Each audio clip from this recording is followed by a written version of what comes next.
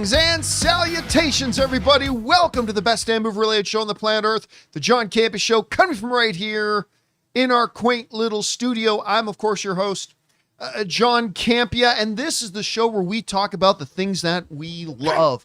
Movies and movie news, TV and streaming, all sorts of good stuff. Joining me in studio today, of course, is our technical producer, Jonathan Voico.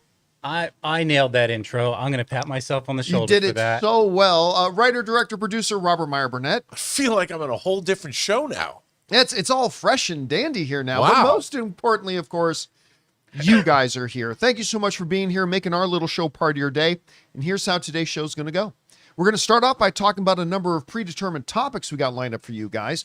Then in the second part of the show is we're going to take your live comments and questions. If you have a thought, theory, opinion, or question you'd like us to address, as long as we think it's an appropriate question to be addressed on the show, go ahead and use our super chat feature to send it in, and we'll get around to answering those, once again, if it's appropriate, in the second part of the show. All right, guys. Good to have you here, and we're going to get things kicked off and started with this. You know, The Boys is coming back. I believe it's the 5th season, right? They're back in town, John. 5th and final season is coming out. It's hard to express how much I've loved this show. Like, don't get me wrong. I'm not saying it's, Shogun. I'm not necessarily saying that, but it has been one of the most enjoyable things I've loved watching. Every single season it's come out, it just continues to top itself. It's, I like to call it Shakespeare in a Kevin Smith wrapper, which in the sense that it's always got these deep, meaningful things and wrapped in this bonkers out of this, like just filthy kind of stuff around it. But once you get below that surface, it's this really incredible stuff, and I have loved it. Well, we've got the final season coming. And, one of the questions we get asked a lot around here about The Boys is like, who do you think is going to die? Who do you think is going to die? We get that a lot every season and with a lot of different shows. Well, according to the series star, Karl Urban, sounds like a lot of people are going to die. And according to him, nobody is safe. This comes to us from the folks at Cinema Blend, who talking about an interview with Karl Urban in Variety. And Karl Urban said this: every season, but particularly this season, from episode one, you're like, oh, wow, nobody is safe. It's like Game of Thrones. Fatalities right from the get-go. Let's go. Last season, it's all on. Nobody is safe. Right from episode 1, fatalities from the get-go. No, again, nobody's safe. Okay. Up until this point, while The Boys has had a lot of deaths, there haven't been many that you could call, oh, wow, nobody's safe is deaths. You know what I mean? Like, you thought they killed Queen Maeve, but then you find out that they didn't. I mean, I'm trying to think, but is it safe to say that maybe the most significant death in the show might have been Huey's dad? Is that like the most significant one they've had? Stormfront. Stormfront's a good one. Actually, that's a really good one, Stormfront. But while there have been a lot of killings, a lot of murders, not a lot of stuff that would have you going, oh, wow, nobody's safe. And Karl Urban coming out and saying right from episode 1. So that tells me, like, fatalities from the get-go. That tells me I honestly think one of the boys dies in episode 1. Now, I don't know if that's Frenchie.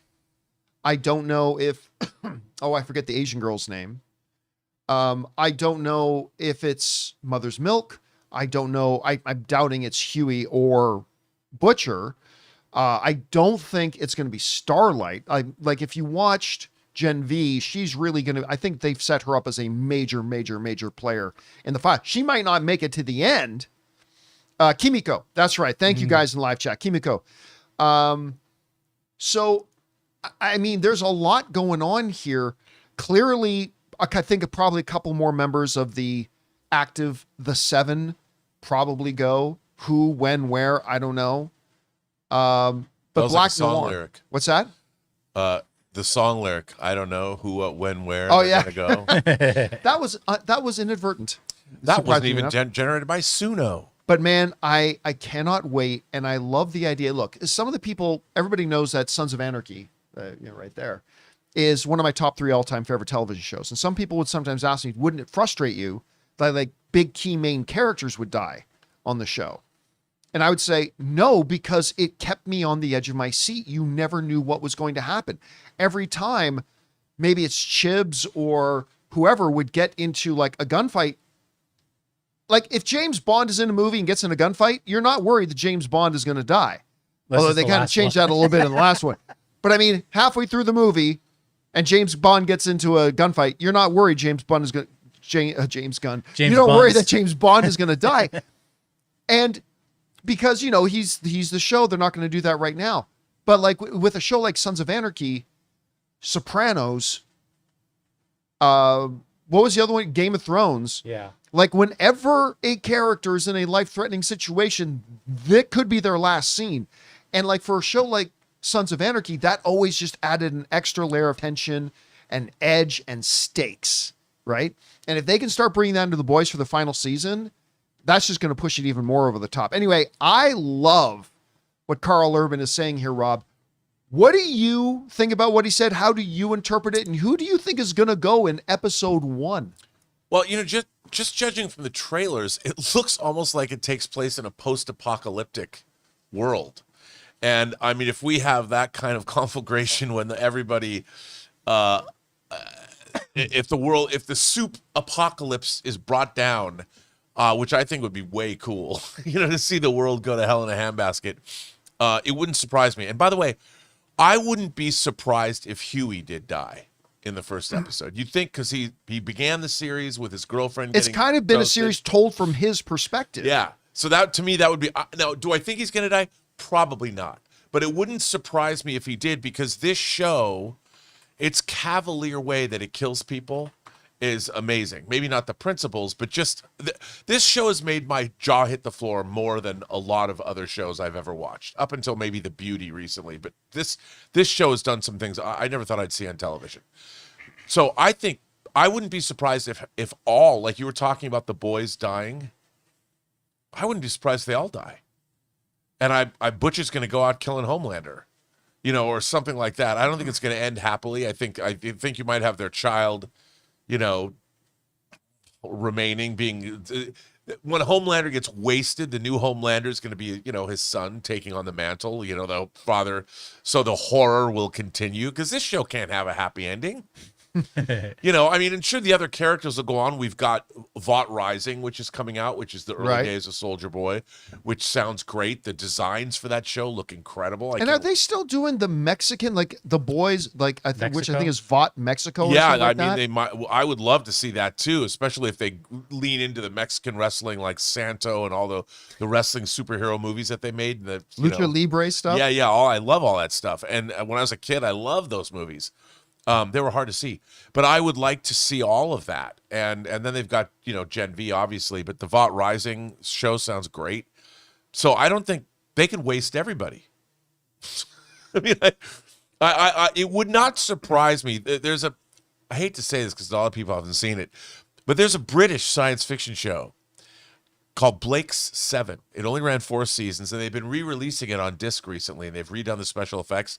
When I was a kid watching that show, it has an ending I couldn't believe. I'm like, you can't end a show like that. And goddamn, you can. And I think the same thing's going to happen. Everyone's going to die. There's going to be, but somebody like Queen Maeve will survive. She deserves to live. By the way, there are some people I can already hear saying, because you mentioned maybe Huey dies and stuff like that. No, I can already hear it. John, you guys just don't know. Like in the graphic novels, Huey, they're not sticking to the graphic novels. No. Like in the early seasons, they deviated a bit, but they're like way, Yeah. They're like way doing their own. Like I'm sure they're going to take influence from some of the major events in the comics, but this show is clearly not just sticking to the comics. And this is one of those rare things, like Rob and I have been saying for a couple of years, we actually think the show is better than the comics. Yeah. I still think that. I think that more and more. And I every like year. the comics. I've got nice slipcase versions of them from Image. But I think this is look. If anybody, I think if here's my survive. I think Deep and Maeve will survive. Wow. And I think nobody wants to see Deep And survive. pardon me. And I don't think Starlight is on the table, but I think everybody else is on the table. And I think Deep and Maeve would survive because that would be the funniest thing. Yeah, A-Train deserves to die. I think, although he's had a great redemption story, He has but I had can a great totally redemption see Homelander finally catching up with him. Or he takes Homelander out. I doubt that. Yeah, I probably. don't think he's the one taking Homelander out. Not when you got Hugh and Butcher and the Sun. Those and all would be that the kind of obvious. stuff. This show never does the obvious. But I mean, with Starlight, the one reason I think Starlight probably gets out of this show is because the way they positioned her in Gen V, I think she's going to have a reoccurring role in the rest of the Boys universe shows that come out. So I'm guessing she probably lives. Anyway, guys, question is for you. What do you think about this? I mean, we got Karl Urban now saying, oh yeah, none of the characters are safe. There are plenty of fatalities starting in episode 1. Who lives, who dies, particularly who do you got getting knocked off in episode 1? Whatever you guys think, jump down to the comment section below and let us know your thoughts. All right, guys. With that down, let's move on to this, shall we? Well, A Knight of the Seven Kingdoms finished its very short 6-episode run with a very short, like after credits and everything, probably 26-minute episode. Tomorrow.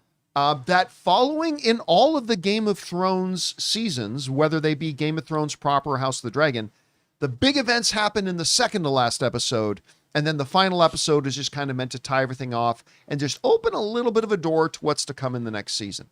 And sure enough, episode 6 was definitely a much lower key, more subdued, but that doesn't mean there weren't some significant things going on. Now, I'm going to tell you, we are going to talk in some spoiler detail about last night's episode.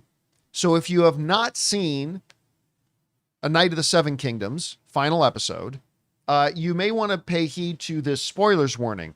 You can mute or you can go away from the show and just come back and you can start watching again once this spoiler warning is done. If you're watching this after we've done the live show, just fast forward until you see this spoilers alert disappear. All right. You have been notified. What a great series this was. Oh, yeah. It kind of gave a promise in episode 1 about, and we knew this going into it, a Game of Thrones story that's not being told from the perspective of great kings and lords fighting over the Iron Throne about battles and armies and stuff like that, but rather more from the perspective of people who live in the world of Game of Thrones. And it's being told from the perspective of Duncan the Tall, who later becomes a significant figure. But I mean, right now, just a lowly hedge knight, or is he even, in this world? And just the character of Egg has become like the world's, he's the new Baby Yoda. I think Egg's the new Baby Yoda. Baby Yoda. He's the one that everybody thinks needs to be protected at all But costs. he's better than Baby Yoda. And this final episode, the highlight to me and what I've been looking forward to all week. You remember I said this last week. What was Baelor's brother's name? Maekar or Yeah. Magar? Maekar. Maekar, right. I've been saying all week what I really want to see is this brother being torn up. Like just having to live with the knowledge that it was him, inadvertently as it was, who killed his brother who he loved so much. They were the hammer and the anvil in the Blackfire Rebellion. And he's got to live with that. And he's torn up and he's tortured. And he's fully aware it wasn't Duncan's fault. I mean, it was his son. And that moment that he brought up, like he felt the need. He's a prince of Westeros. He doesn't have to do this. But when he brings up and he takes the initiative and says to Duncan, like, I'm sending my son away. The one who caused all this. The one whose fault all of this is. The one who I tried to talk out of this nonsense. I'm sending him away and hoping he gets whatever, but he still blames himself. He knows it isn't Dunk's fault, but he's still, because he's in pain, he still lashes at Dunk a little bit, Yeah. yet asks him to take his son. I mean, just everything about it was so well. It was a beautiful bow on the package of what was this season. And fortunately, we only have to wait 1 year. And by the way, the scene with Lionel Baratheon, they gave us a taste of it in the trailer. He says, "Your prince, fought in a battle against men who were sworn to protect him. He risked nothing. I fought for you. These other chuds, they fought for you with their lives actually on the line." And you know what? He's given this spiel. I'm like, he makes a good point. Like, while you're sitting here weeping over the guy that died, there are people who had much more to risk and were in much more danger. And you should maybe be focusing on them a little bit. But also, of course, for those of you who knows what happens with the Baratheon line a little bit later down the road, this is kind of the seeds that plants a lot of stuff that comes later. Anyway, for me, it was a heartfelt, beautiful thing. And by the way, did you notice they pulled that little Fast 9 or Fast 8 thing at the end?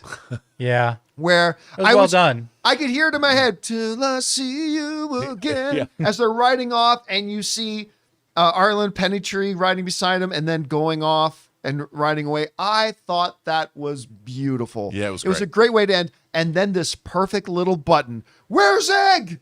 And I was like, perfect. Yeah, That's how this whole thing started, right? With Egg lying to Dunk about, "Oh, yeah, my mom said I can come with you. Oh, yeah, my dad said I can come with you." It's like, no, he didn't. I just loved it. Anyway, Rob, you had a chance to watch the finale of House of the I keep wanting to say House of the Dragon, A Knight of the Seven Kingdoms. What did you think about it? Well, as you pointed out, I mean, I love this show. And, I would call this this was Dunk's kind of coming of age. He began this show and his mentor was gone, was dead, and he was alone, and he had to figure out, like, well, what am I going to do? Where am I going to go? Like, and going to participate in the tournament, it was all what he thought should happen. And I loved seeing his journey. It was really his growth, and he learned a lot about the world, and he grew up, and he learned about friendship and loyalty and honor and valor, and he learned a little bit more about royalty and what the land is all about that he lives in, and the politics of the situation, all in this little, in a story that was, I would call it intimate. It was a personal, intimate story. It was like an indie film shot about Westeros, and I thought, one, it was really, the whole thing was really audacious. And even though it ended with quote unquote a battle, like the 9th episode of Game of Thrones did, and then it had the morrow, this episode, I just thought this was a wonderful piece of fantasy fiction. This is exactly what science fiction, fantasy, and horror, I think, does best. It uses a fantasy context to tell an incredibly human story that we can all relate to, even if we're not going to be a Knight of the 7 or 9 Kingdoms. And it did what I've loved my whole life, watching stories like this. And that's why people love them, because they can watch these and you can get as much value out of these fantasy characters' journey as you can of the story of an A24 movie. And I just thought this story didn't miss a step. There was not one moment where I thought, I shouldn't have done that. The whole show is really well conceived, and I thought this ending was beautiful. It put a nice bow on this whole series, and that relationship between Dunk and Egg. What different than Baby Yoda, because with Egg, he's in a position where it's like, well, if he were to stay here, what's he going to be? Where's his life going to take him? And it's like they need one another. The two of them have become kind of a unit. And I loved it. I really loved it. Yeah, I thought they did a great job. And again, so thrilled of the news that came out last week that they are committed to doing one new season every year. We don't have to wait this bullshit streaming era thing where you have to wait 2 to 3 years in between seasons. I love that, and we're going to get more of them next year. Anyway, guys, question is for you. What did you think about the finale of A Knight of the Seven Kingdoms? And now that it's done, what did you think about it overall? I thought it was wonderful. Like I still prefer House of the Dragon personally over it, but I love that this was a different kind of story, and I just looked forward to every new episode every week, and I just loved it so much. Whatever you guys thought about it, jump down into the comments section below and let us know your thoughts. All right, guys. With that down, let's move on to this, shall we? You know, one of the successes that Sony has had with their Marvel properties, I mean, obviously their biggest ones are the Spider-Verse movies. I think the two best Spider-Man movies ever made, to be honest with you, live action or otherwise. But they had a lot of success with Venom. Combined, the three films nearly made $2 billion, which is wild when you think about it. And I personally, even though a lot of my fellow critics did not like the first one, I had a ball with the first one. I was really entertained by the first one. My joy with them diminished over each film. Like, I still like the second one. And the third one was whatever. But they made a ton of money for them. And I really did like Tom Hardy's Venom. I love the iteration of the character. I thought he was a lot of fun. And I enjoyed it immensely. And they brought him to his conclusion. Not a great conclusion, but a conclusion nonetheless. Well, it looks like Venom ain't done. And Tom Hardy's involvement is also not done. Only now, it's going to be animated. This comes to us from the folks over at Variety, who are writing the following. Venom animated movie in the works from Final Destination Bloodlines filmmakers, and Tom Hardy will be involved creatively in the project. They write the following. Venom, the snaggletooth symbiote who has become a favorite Spider-Man baddie, will appear in an animated film from Final Destination Bloodline directors Zach Lipovsky and Adam B. Stein. Tom Hardy, who played Eddie Brock and his befanged counterpart in 3 live-action Venom movies, will be involved in the project according to the studio source. It's unclear, however, if he will voice the character in the installment or if he will serve in some other role. The project is in the early stages of development, so a lot could change. Critics more or less hated the Venom franchise, fair to say, but the films were massive hits, collectively earning more than $1.8 billion globally. You know, Venom is one of the big reasons. I remember a few months ago, we ran the numbers. And as much as all of us cry and bitch and moan and complain about how badly Sony has botched a lot of their Spider-Verse movies, I'm looking at you, Madam Web and Morbius and Craven and whatever. But then we ran the numbers and we said, would it surprise you to find out that out of all the modern Sony Marvel movies, going from the animated Spider-Verse movies, the Venom movies, Madam Web, Craven, Morbius, that they've been profitable overall, that they've actually made Sony money? It was crazy. It was very eye-opening when we ran the numbers. Look, I think it was time for them to move on from the live-action Venom, even though I was generally a fan of the franchise. Going the animated route is interesting, but what really fascinates me is that you got the directors of Final Destination Bloodline as the people making this. What? So look, there's nothing in the official announcement. That sounds like an R-rated Venom animated movie to me. If you're not doing R-rated, I don't know why you get out and get the guys from Bloodlines.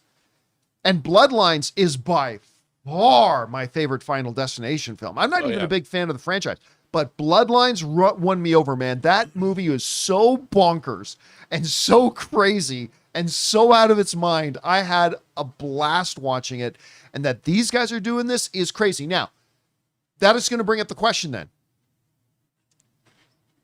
Is this a prequel to the Venom movies? Is it a sequel to the Venom movies? Is it completely not attached to the live-action Venom movies at all? And when they say Tom Hardy is involved, does that mean he's going to be voicing Eddie Brock / Venom again? Does it mean he's just coming on as a producer? I mean, so look, there's a lot here we still don't know. So right now, I'll only base my response and reaction to we are getting a Venom animated movie, and it's being directed by the Bloodlines guys.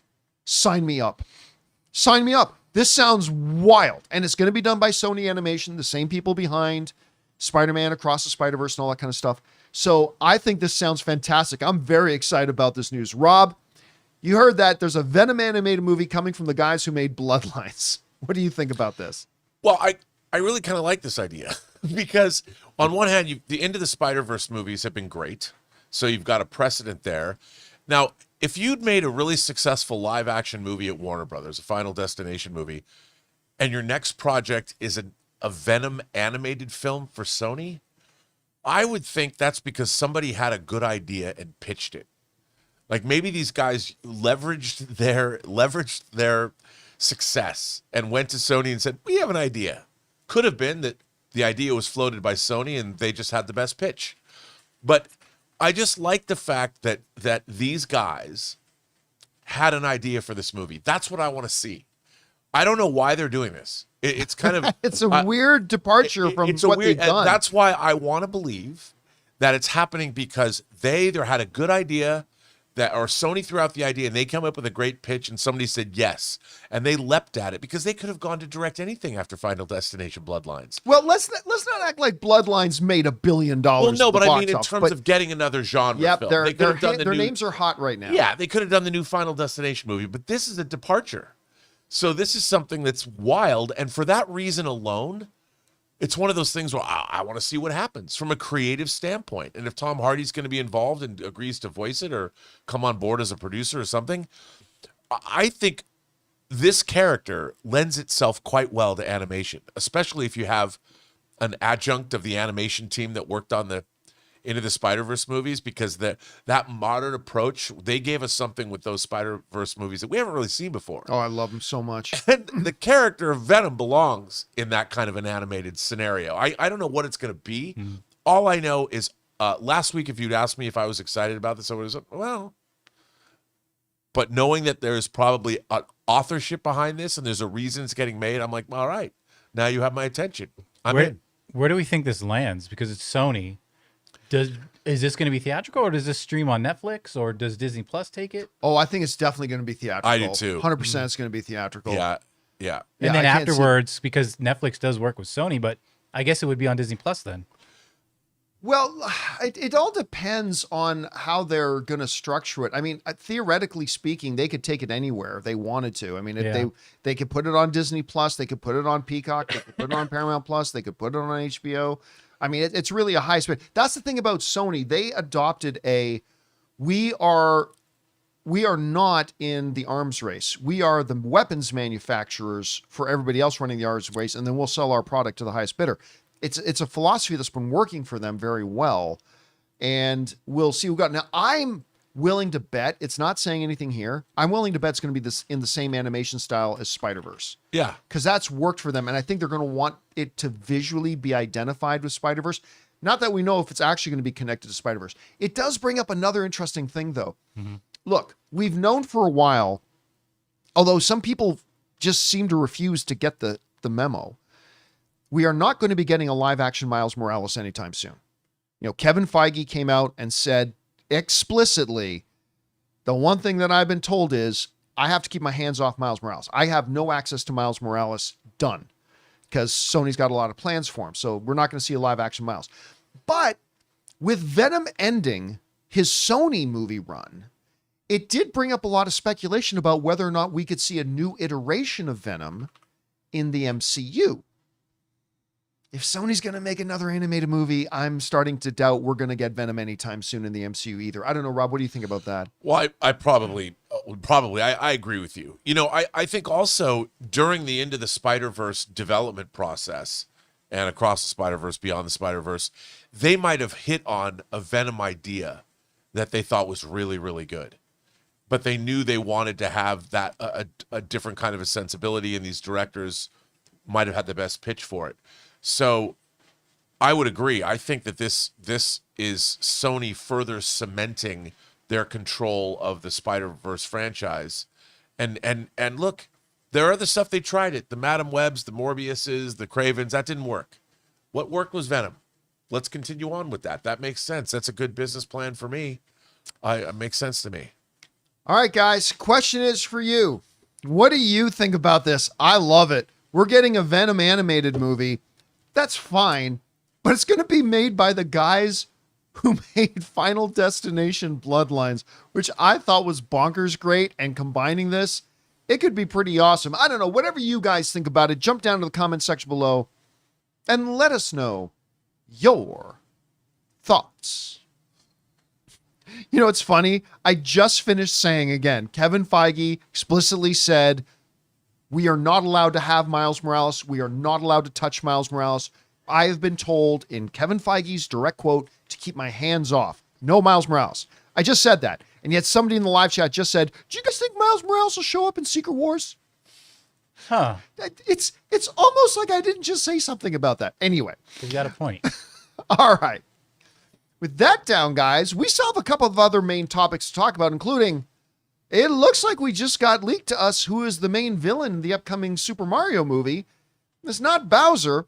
Also, one battle after another won big at the BAFTA Awards. Of course, the big one leading into the Oscars. And AMC movie theater stock is now at an all-time low. And look at how surprised I am. Anyway, but before we get to those things, we thought we would start off the week right by playing ourselves a little game of what's more likely. A little bit earlier, we jumped on the YouTube channel and we asked you guys if you had any comparison scenarios to ask us what was more likely. You sent in a whole ton. Jonathan's got a few picked out. So Jonathan, what do we got up first? All right, first up, Rob, what's more likely from Angelion, a movie beating Sinners Oscar nominations record or a movie grossing $3 billion without re-releases? Wow. Both of those things are unlikely. Starting off big. I would say probably a movie getting more Oscar nominations than Sinners. I mean, I don't think both of those are either. Neither one of those are very likely. But I'm going to say that only because it was only 20 years. What Sinners beat out the Oscar? What was it? What was the previous record holder? Oh, for most nominations? Yeah, was it Titanic? Was it whatever it was? Might have been Titanic with 12. Something like 13. I don't know. But so I would say probably it's, these are both anomalous things. I mean, asking about $3 billion or more than 16 Oscar nods. But I think both of them are extremely unlikely. But having to pick one, because that's the game, I'm going to go with more than 16 Oscar nominations. Or was it 14? And it's going to be Project Hail Mary. Was it 14 Oscar nominations 14 that Sinners got? Maybe it is 14. One of those two. Either way, Project Hail Mary is going to exceed. That's what I'm saying. Yeah, I'm going to say easily what is more likely is that another film gets more Oscar nominations than Sinners. Yeah. Look, it's one thing to get Oscar nominations. Sinners has 16. It is 16. So you're right, Rob. It was 16 nominations. It's one thing to get nominations. It's another thing to get wins. And I don't see anything beating Return of the King, which is tied with two other movies. The most ever won is 11. The last one to do it, Lord of the Rings, Return of the King. Sinners isn't getting anywhere close to that. Nowhere close to that. So it's one thing to get nominations. Is it easy to get those nominations? No, if it was easy, it wouldn't hold the record. Sinners wouldn't hold the record if it was easy. But you contrast that against $3 billion? Hell, Avengers Endgame, at the peak of MCU's popularity, and prior to the pandemic, couldn't hit $3 billion. And now we live in a world where Marvel is not as hot as it was. It can get back, but it's not there right now. And we're living in an environment right now where fewer people go to the movies than have before. So is it impossible that a film could hit 3 billion? That Secret Wars could get 3 billion? It's not impossible. But what's more likely? It's more likely that another film will get more nominations than Sinners did. All right. Avatar was the closest so far. Avatar was the closest. All right. We got John. What's more likely here from Lieutenant John? The Batman Part 2 will be DC's first $1 billion movie under James Gunn's leadership, or Secret Wars will be the first $3 billion movie under, I'm guessing he meant Feige. Yeah, right back again. Listen, again, like I just said, Secret Wars getting 3 billion is not impossible. It's not impossible. It's unlikely, and it's incredibly difficult. But the Batman only needs about another 200 and something million to get to the $1 billion mark. The first one made well over 700 million. 772. So it's only needed 228 million more. Can it get 228 million more? It can. Do I think it'll be $1 billion? I don't necessarily think it'll be $1 billion. But Rob, the game is called What's More Likely? What's more likely? I think it's more likely that the new Batman gets to $1 billion than Secret Wars gets $3 billion. What do you think? 100%. I mean, you have to ask yourself just look at the trajectory that Batman Begins, The Dark Knight, and The Dark Knight Rises had. How much Batman Begins made compared to how much The Dark Knight made. That's a significant difference. So I would imagine, and also when people see these movies, a lot more people over the intervening years have seen the Robert Pattinson The Batman. And yeah. I think people have realized it's a really good movie, despite a lot of the naysayers. It is a good movie, and I think it has great characters. It led to the Penguin TV series, which was also excellent. And watching them in tandem is a full meal. So I think that people are going to be like, wow, man, I can't wait to see the continuation of this iteration of the franchise because it's delivered nothing but great quality. And the Penguin is a terrific continuation of that universe. And for that alone, it probably is. I wouldn't think that the Batman would have a problem reaching $1 billion at all. All right. What's next? All right, Rob, back to you. What's more likely here from Leonard Washington? Disney changes the release date of Avengers Doomsday to get some of the IMAX screenings, or just accept they don't have them? No, Disney is not going to change the release date. And I think if the thing that's most likely is they're going to figure out a way to get some of the larger IMAX venues to do alternating double features. They're going to do something. Or they'll build another IMAX screen. I mean, I think that it's if they're truly going to embrace this Doomsday thing, which they should, they're not going to move. They're not going to move. Yeah. As to what's more likely, they're not moving, and they're not going to get any of the IMAXs. The deals, they already signed a deal. IMAX signed a deal. Deals can always be changed, don't alter it any further. You cannot. Not in this litigious world. You cannot. And if both sides agree. I mean, yeah. If Warner Brothers, and they have no reason that they would, but if Warner Brothers said, you know what, we'll kick a couple of IMAX screens over to our friends at Disney. Because I could see, you know what, Dune is not necessarily the movie that's going to play to matinees. Dune has an older audience, and I could see them structuring a new deal because Doomsday is going to be 5 hours long. So when they had this, I could see Doomsday screenings starting early. Like they could figure out a way, like we're going to start a screening. We're going to have 9 a.m. Doomsday screenings and the rest will be Dune. Again, they've already got the deal though. Sure. They've got the deal. They're not going to give it to them at all. And they're not going to move for it. Do you want to know why they're not going to move for it? I'll tell you why they're not going to move for it. Well, there are approximately 40,000 screens in the US that you can go buy a movie ticket for and go watch. About 370 of them are IMAX screens. Sure. For math majors out there, that means IMAX screens represent 1%. Less than 1%. It's not that big of a deal. I know right now, whenever the conversation about IMAX screens and getting the IMAX screens, and is it special? It is. Does it move the needle? It does. But everybody seems to think it's this major, major contributor. It's less than 1% of the screens. But that's why I think they could come up with some kind of an accommodation for fun. There will be no accommodation. The accommodation there's absolutely there's no benefit Yeah. to Warner Brothers or Dune to give up the IMAX screens. They signed an exclusive deal. Of course. And remember, the report said that it is an exclusive deal. I know. For all the screens. There is absolutely no reason so why would they? Well, some might say, what if Disney pays them? Well, then what would be the point of paying for it if it's not going to make back the money that you do? Again, You might not even break even if on that. IMAX screens made up 15% of the screens, then it's an important thing. This isn't important. Not to Doomsday. And it's exclusive for 3 weeks. So you'll see, if you want to see Doomsday in IMAX, you just wait for week 3 or 4 or whatever it is. Sure, you could. I'm just saying that if they're going to embrace this idea of Doomsday, they could come up with some accommodation that could be fun. Sure, but you could say that every time any movie's got exclusive rights. And you know what? In the past 5 years, I've not seen any movie that had an exclusive signing for an IMAX run give up any of their screens. No, of course not. But we've I'm never saying it's had never we've happened. never had Doomsday before. That's now the one thing. That's the one thing. Oppenheimer That's didn't all give I'm it up to saying. Barbie. That's all I'm saying. And we're making some assumptions here. Yeah. If this Doomsday thing is actually happening, which we think it is, Yeah. and if we think that Warner Brothers and Disney will partner up in certain ways to promote it as a big event, there's still no reason for Dune to give up any of the IMAX screens. Because that 1% is going to equal 3 or 4 or 5 extra percent in box office take.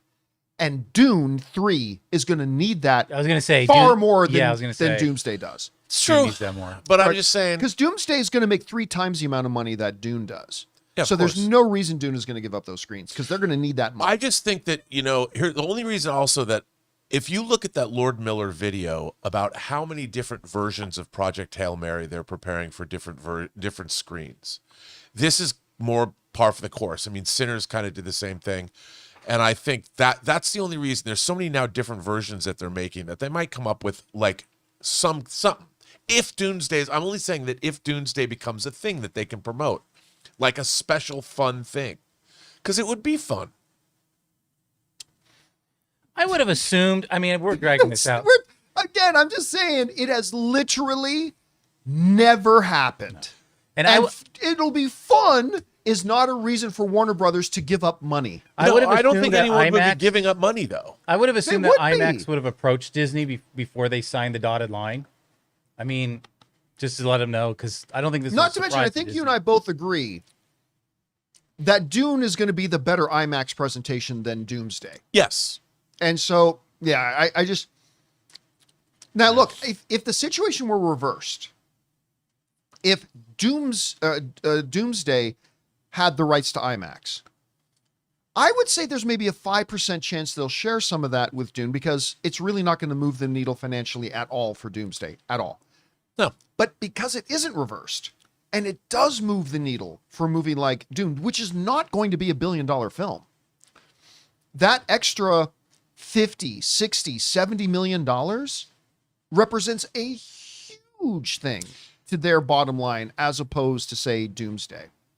And if you've got Dolby Cinema, if you got Prime, if you got XL, if you got Regal's their version, like it doesn't have to be. You don't have to see Doomsday in IMAX. No, but I'm just saying that if they're going to do this big marketing push, they could have some kind of thing to make it a fun deal. Not with every single IMAX But it screen. already is a fun deal. It's Doomsday. Yeah, I don't think Adding in anyone's- the I don't think anyone's IMAX gonna screens care. isn't going to do anything to move the needle. I don't think anyone's going to be care. I that don't know. They, I could see them adding early shows they'll- because I see them doing cross promotions, but they don't have to give up. But that doesn't screens need 'cause- IMAX. Yeah, that's to what do I mean. The cross promotions. Yeah, Although, look, would I get fan a kick? screenings always get people to turn out.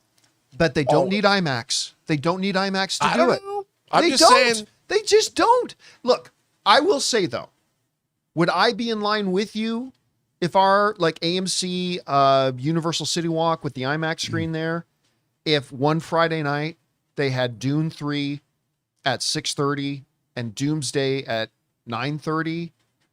Would I be there? Oh, absolutely. I Dinner would and a be. movie But and a I'm dinner. seeing both the movies movie anyway. and a dinner It's movie. true. Look, I don't. They've made deals, yes, but that doesn't mean somebody can't come along and say, "Hey, why don't we do this thing?" And people go, "You know what? That's cool. Let's do that."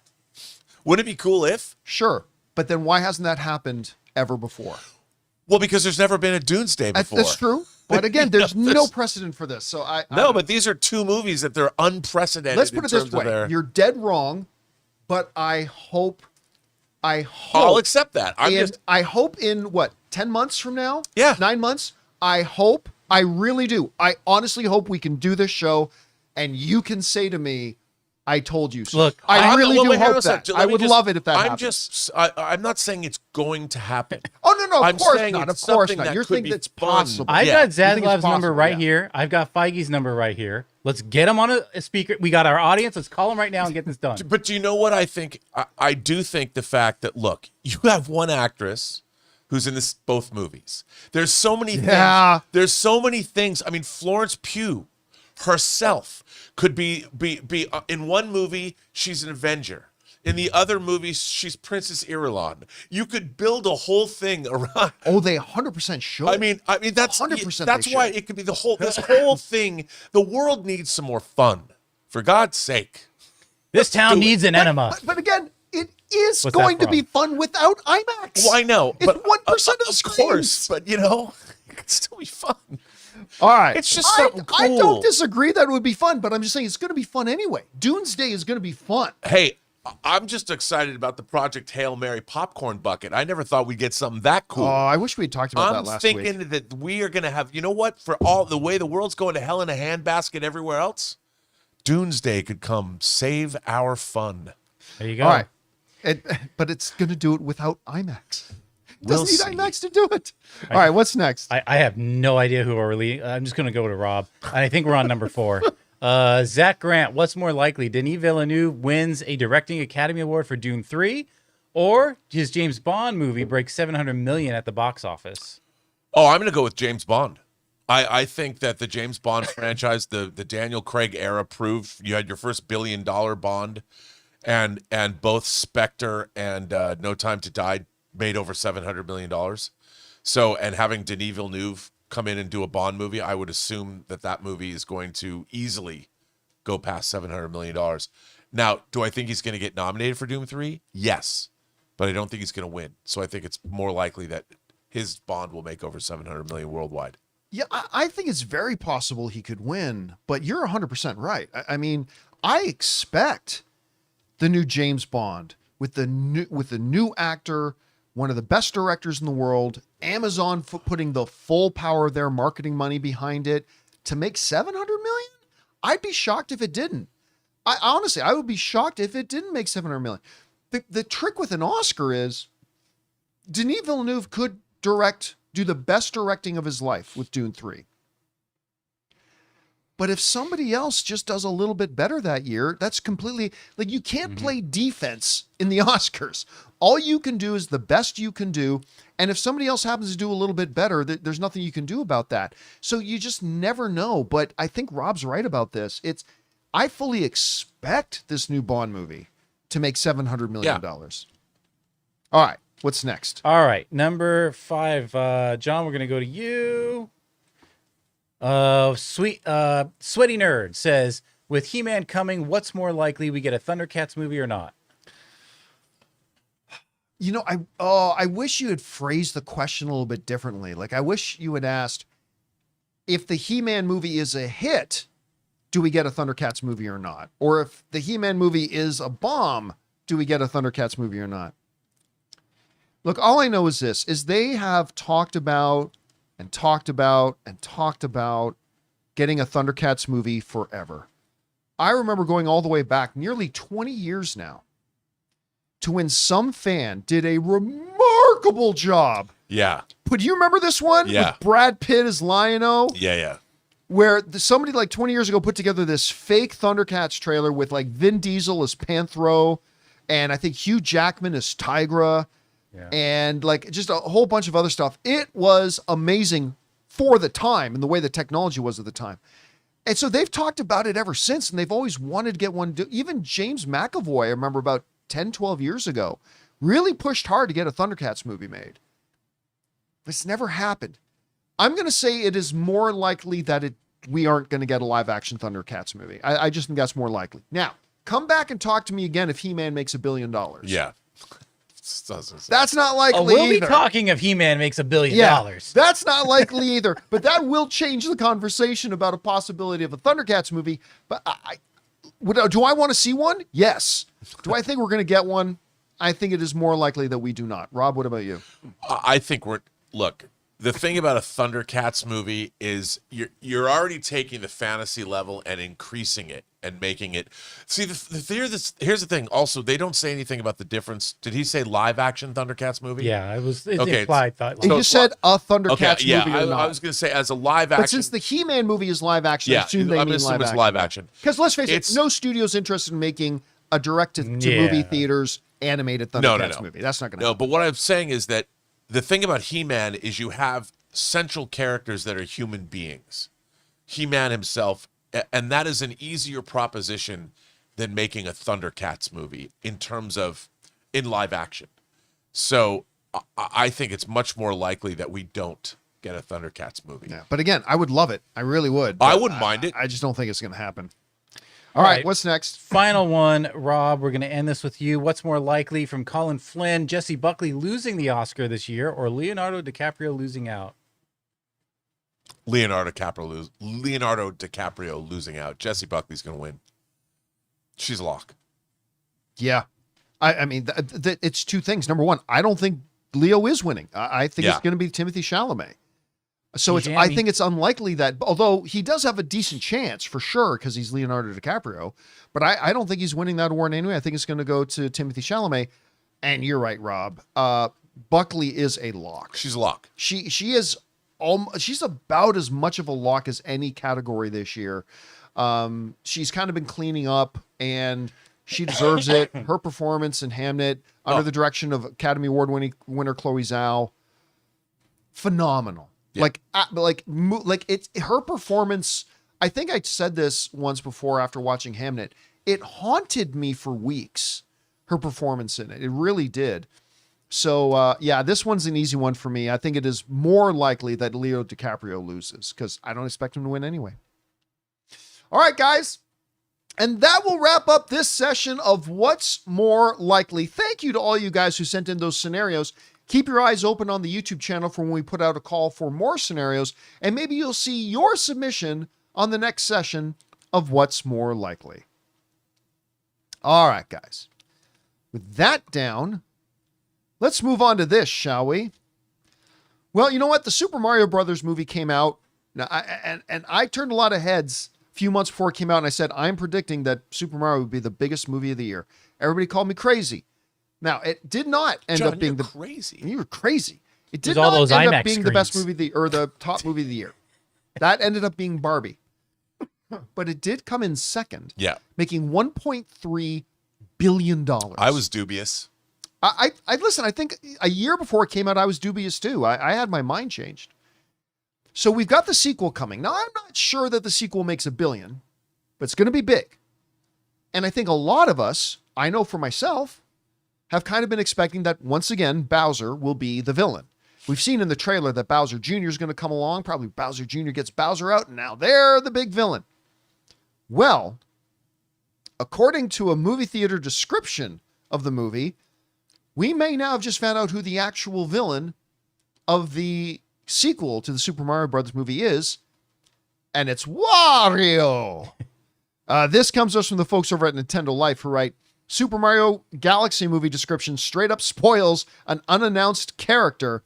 Says it's a new description for the Super Mario Galaxy movie has seemingly spoiled an unannounced character ahead of its official release on the 1st of April in 2026. As covered by IGN, the description comes from UK cinema firm Everyman, with the Super Mario Galaxy movie featured in its Coming Soon section. If you really don't want to be spoiled, by the way, this isn't a spoiler because I guarantee you they're going to have a trailer with Wario in it. They're going to market Wario for sure. But anyway, we didn't know about it yet. Here's the description. After defeating Bowser and saving Brooklyn, Mario faces Wario and Bowser Jr.'s evil alliance. Now, alongside his friends and Yoshi, he must stop their plans for world domination. All right. This was a shock to me, but I remember thinking, at what point do we get Wario and Waluigi? When do they've got to be a part of it, right? Wario is a great Mario villain. Yeah. And so this makes sense to me. It also makes it a little bit different from the first one instead of him just fighting Bowser again. I don't know if he's going to end up teaming up with Bowser. Maybe they do. Maybe the Mario Brothers and Bowser team up to take down Wario. Who knows? I don't know. But I like it. Now, as far as everybody's saying, oh my God, this thing spoiled it. It didn't spoil it. They want to make money with this. If he's the big villain of the film, they're going to reveal that in the trailer. So I fully expect the next Mario Brothers trailer to show Wario. I think that's always going to be a part of it. But this is a fun way to find out about it from a movie description. This is happening more and more, actually, Rob, that we're finding out from theaters putting out their description, either runtime or their descriptions and synopsis of the movie. But I got to say, I like the move. I think you get a fresh villain in. Again, an extremely popular character. I think it's the right move, and I think a lot of people are going to be pleasantly surprised by it. Anyway, Rob, you read about this. What do you think of Wario being the villain? I in the new think Mario movie? that's a great choice, and he apparently has an alliance with Bowser Jr. Right, as it says here. Bring it on! So you got 2 villains. Although I'm waiting for Yoshi to become the big bad in the 3rd movie. He's going to turn on. Plot twist. Dun, dun, dun. But no, I think it's great. I mean, what's not to love? What do you think about? Like, do you think they were trying to keep this hidden, or do you expect, like I do, that they were probably going to reveal No, in the next I trailer think or they were two? absolute. Why would you keep this hidden? This isn't like what they tried to do with John Harrison in Star Trek Into Darkness. He's not really Khan. We're not going to say it. Right. No, this is a main character. This is not some weird obscure villain they're pulling out of, comic books that are 40 years old. This is a known character. This is a known part of that universe. And plus, I the character design, I love it. I think it's great. And Right. like you said, it's totally going to be in the next trailer. They're going to feature that character front and center. Now, I agree. Here's a question: is Chris Pratt doing the voice of Wario, or because like in the games, Wario doesn't really sound like Mario, Right. so you don't have to use Chris Pratt, but they could just have Chris Pratt doing maybe an Italian accent, I don't know, deeper in his voice, or maybe they go out and get somebody else. Do you think they go with Chris Pratt to do it? Or do you think they go with somebody else? And if they did go with somebody else, you got any kind of theories who it could be? I think they would absolutely go with another actor because that allows another marquee actor to come in and play opposite, Chris Pratt and be a great villain. Pedro Pascal. All right. What about, why am I something right? The guy who plays Commissioner Gordon. Jeffrey Wright. Jeffrey Wright. Could you imagine Jeffrey Wright doing a Wario? Yes, I could. That would be badass. I could. It's just more contemplative. It's just like, Mario. Yeah, that would be A good. smoother, more evil Wario. Anyway, guys, question is for you. What do you think about this? Now, we have no confirmation from the studio that this report is true. Maybe it's inaccurate, but according to the reports going around there on IGN and elsewhere, they're saying that Wario is actually going to be the big villain of this film. Do you think they were trying to keep that under wraps, or do you expect, like I do, that it was probably going to be revealed in the next trailer anyway? And beyond that, what do you think about them using Wario as the villain? Whatever you guys think, jump down into the comment section below and let us know your thoughts. By the way, live chat has got some great suggestions for the voice of Wario. I love the Danny McBride one. Danny McBride, Michael Douglas, I like that one, Ryan Reynolds, Scott Baio, Javier Bardem. That would be cool. Oh. What if he did his voice from No Country for Old Right. Men Hey, as friendo. Wario? Hey, Calls him friendo. friendo. Paul Walter Hauser, Danny DeVito. Seth MacFarlane's not a bad one either. There's some pretty good ones in there. What's on the line? Everything. Oh, man.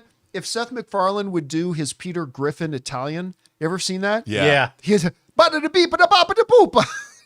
As an Italian, I thought that was really funny. All right. With that down, guys, let's move on to this, shall we? Well, we are quickly approaching the Oscars, which represents the end of the award season. And we've already had a number of the more significant awards happen. We've got a couple left, but one of the big ones remaining. Probably the most relevant one, other than the Oscars, remaining was the BAFTAs. And the BAFTAs happened this weekend. And there was not a lot of surprises. No. Except one major surprise. But as we go down through the results, One Battle After Another was the big winner. It ended up winning 6 awards. I think Sinners ended up winning 3. Let's go through it here. So best film, the nominees were Hamnet, Marty Supreme, One Battle After Another, Sentimental Value, and Sinners. And the winner was One Battle After Another, which has kind of been the ongoing theme for a lot of the award season. So it took home Best Picture. Best Leading Actress, The Automatic Lock, Jessie Buckley, won for Hamnet. Rose Byrne, Kate Hudson, Chase Infinity, Emma Stone, Renisiv for Sentimental Value. But Jessie, this is her award. She's going to win the Oscar, so no surprise that she won the BAFTA. This is the shock. Best Actor did not get won by Jesse Plemons or Michael B. Jordan or Ethan Hawke or Leonardo DiCaprio or the guy who's probably going to win the Oscar, Timothée Chalamet. It was won by a guy who's not even nominated at the Oscars. Timothy was like, why did I fly to London? Yeah, why did I fly all the way over here? Robert Aramayo from the movie I Swear, a movie that his performance, I didn't see the movie, but everything I've read was his performance was absolutely ridiculous. He plays the guy with, it's a story about a guy with Tourette's, which is ironic considering one of the things that happened at the BAFTAs, which we won't go into here. But a guy who's not even nominated at the Oscars, he ended up taking Best Lead Actor. Big shock of the evening. Again, I still think Timothée Chalamet is going to win the Oscar, but good for this kid. And again, major surprise. Best Supporting Actor, I love it. Sean Penn. He's, again, I've said on the show, that's who I would vote for Best Supporting Actor. Oh yeah, we've gone in for Sean Penn for sure. Oh yeah, taking nothing away from Benicio del Toro in One Battle After Another, Stellan Skarsgård from Sentimental Value, the guy who will probably win the Oscar, Jacob Elordi for Frankenstein. But I'll tell you what, man, I have been on the Sean Penn train for this. I think it's his best performance. I mean, you're talking about, when you look at his body of work in the Oscars he's already won, I think this is his best performance. I loved him in this. Supporting Actress, I think should have gone to, I've never pronounced her name right, but Inga from Sentimental Value. That's who I think should win it. But Wumi Musako, who I love from Sinners, ended up taking that for Sinners. Best Director, no surprise, went to One Battle After Another. The original and adapted screenplays got split between Sinners winning one and One Battle After Another winning another one. So, Rob, I mean, I looked at this. Other than Best Lead Actor, which was a shock to everybody. Also, that was a local. That story is a man from Scotland. It's a local British. So there was some, let's say maybe a little bit of favoritism there, but a fabulous performance nonetheless. One Battle After Another is probably going to be the thing here. Yeah.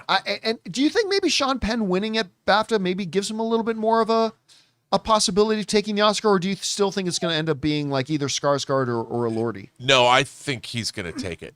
I think Sean Penn's going to take it. I really do. I hope you're right. I don't think he will, but I hope you're right. You know, I want to give a shout out. Ryan Coogler won for Best Original Screenplay. Yep, that's why they split that. He gave a wonderful speech where he called out all of his collaborators and his friends. And on this award show, you know, he took one of his professors that originally suggested, you know, maybe you should go into screenwriting, this woman. And he took her on the red carpet to one of these events recently. I was really moved by his speech. I was like, what a classy guy Ryan Coogler is. Yeah, it was a great speech. So I just want to give him a shout out. You go, Ryan Coogler. I've been a fan. The other night, this was kind of a neat moment because I kind of just stood there for a second. Ann and I went to the LA Memorial Coliseum to watch Inter Miami play LAFC because I wanted to get a glimpse and watch just once, arguably one of the greatest soccer players to ever live, Lionel Messi. I'm not a huge soccer fan, but I appreciate history. He's one of the greatest of all time, and he was playing, so we went to go watch. Now, LA Coliseum is right beside the campus of USC. Of course, my wife got her second master's there. She got her doctorate there. So we were walking through campus, and I've never really spent any time on the campus of USC. Great campus. She walked me by the film school. Oh, yeah, dude. And she's like, this is the step where for about 10 or 15 minutes before they would go into class, Ryan Coogler and Ludwig Göransson would hang out. She goes, right here at this spot. This is where they'd be, and these are the doors that they would go through to go to their classes together. Not to mention all the other filmmaking legends, but I thought that was awesome. The old film school became the music school. So the new film school is in these brand new buildings right next door. But yes, which are gorgeous and highly funded and all that kind of stuff. I was in there to see. But she took me to the building where they used to go in. And oh my god, it's got the big courtyard. That's yeah. So I learned a lot of people still forget that those two were roommates in college, which is hilarious and great. Anyway, guys, question is for you. What do you think about this? The BAFTA Awards have just happened, and not a lot of surprises. One Battle After Another won Best Picture. I think that it's not a lock, but I'd say it's a foregone conclusion it's going to win the Oscar for Best Picture. Big surprise in the Best Lead Actor thing. We got the screenplay thing split right along where we thought it would go. But anyway, do you guys think that's any indicator for what's happening in the Oscars? Where's your prediction list right now for the Oscars? Whatever you guys think, jump down to the comment section below and let us know your thoughts. All right. With that down, guys, let's move on to this, shall we? Look, before we get into it, you guys know I have a love-hate relationship with AMC theaters. No. No, like love because I worked there for many years. I actually have a real spot in my heart that will always, I'll always have love for AMC theaters. I still know a number of the people who work at AMC theaters that I think are great. That being said, just because I have this natural bias for them, and they are the movie theater that I go to. It's AMC theaters are my theater of choice. 90% of the time when Ann and I go to the movies, we go to an AMC theater. Shout out to the folks over at the AMC Riverside Tyler Galleria, AMC 16 there. But at the same time, they frustrate me to no end. In my personal opinion, they have the most incompetent CEO in all of America, not just the movie theater industry, but in all of America. I think the guy's an absolute buffoon. Again, like to give the opposites. I know some people who know him, and they all say he's actually a very nice guy. So I feel bad saying that because apparently he's a nice guy. And I do want to shout that out. But I also think he's been an incompetent CEO. And I think he's done a number of things as CEO of AMC that are absolutely fireable, and he shouldn't be there. As well as a number of other things they do as a company drive me crazy. So I love them, but they drive me crazy at the same time. A short time ago, a couple of months maybe now, we did this story where, AMC theaters had hit one of their lowest points ever as far as their value, their stock, all that kind of stuff. I think at the time it hit around a low of about $3 and something a share. You got to understand, what was it? $600? When the meme stock happened, their value shot up to like $600. Well, yeah, adjusted with the reverse. It was like 72 at the time. Yeah. But there's been a reverse split. So right. Well, yeah. Then back in August of 2023, they did this 10-to-1 reverse split. Now, Yeah. at that time, that means for every one stock, they then split that into 10. So clearly, when you do a 10-to-1 Yeah. stock split, That the adjusted. value is going to come down, brought down to about $7. About $7 a share. Well, according to a report in Deadline, AMC Entertainment shares tumble to new low on top of another 10% drop with attendance dropping, 10% drop in attendance in the fourth quarter. I want us to look at this chart. This chart is only the last 6 months. This is the last 6 months. They had a value 6 months ago of $3.17. They have dropped 59.2% in 6 months down to where they are at right now, which I think is about $1.19. Just in the last 6 months. Now, if you want to go out wider to a year, they've dropped 65% in the last year, at one point holding a high of about $4. If you want to go 5 years, again, this is when they had the stock split, or not the stock split. This is when the meme stock happened, and they had short squeeze. Yeah. $650 a share. Now, of course, it dropped. Then you get into here, this right here, August of 2023.